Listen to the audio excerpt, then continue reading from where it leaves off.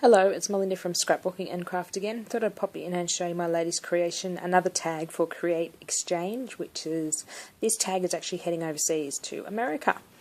So I'll show you the papers I've used first. Sorry about the shaking. Let me move the camera around this way.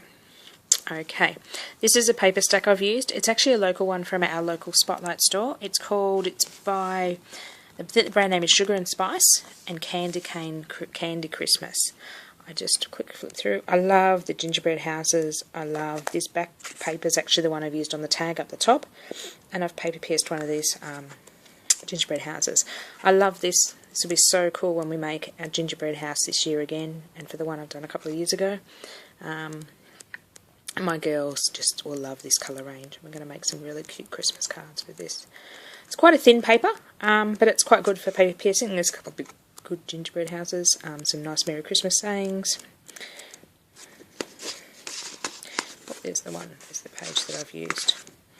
And then I've actually cut one of the gingerbread houses as well. Let me just turn this over so we have a nice white surface to look at.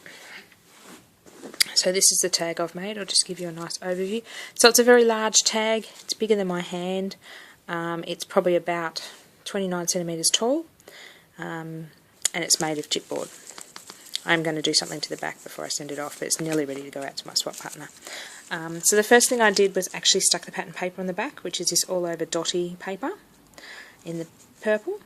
And then I took some texture paste. I wanted to create a snow theme for my lovely lady overseas that I'm sending this to. So I took some texture paste. It was a new jar of paste.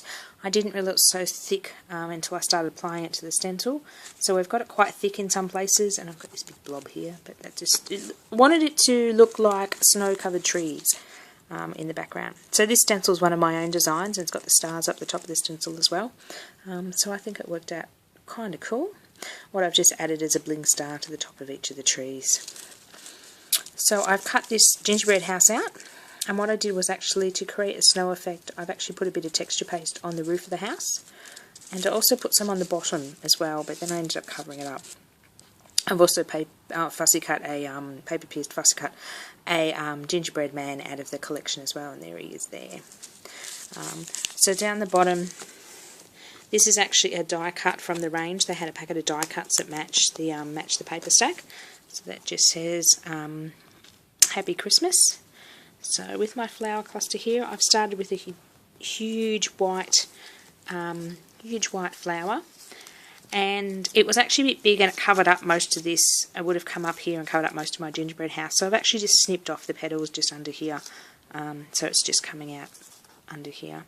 Next thing I added was a purple paper flower from my stash, and then one of these shabby chic flowers, and I popped a little rose in the middle of that flower. Just popped a bit of my snow, going along on the snow theme again, what I call my snow mesh, and popped a little heart in there to look like a bow. Also sticking out of our spray, we've got a wheat spray in white. They'll be available in our store soon, and we've got another flower from my stash here as well. And what I've also done is put a couple of little heart pearls on a couple of the pieces on the gingerbread house, and we've added some of my pink shabby chic leaves that will be available in my store as well soon. So a lot of these things I'm playing with the samples that we're getting in for the store. I forgot that we added some lace, and some of this snow mesh, some ribbons, and that from my store as well, and I've just stapled that on. I've just got that coming out the side just for a different effect. So I hope you like my tag. This stencil is available in my scrapbooking store online. I'll put the links down below. So on the stencil you get the two trees and you get a bunch of stars up the top which you can mix and match. Thank you for watching, and I will bring you some more projects soon. I'm certainly getting into Christmas mode and have lots of ideas and bought lots of supplies, and I'll show you what I come up with soon.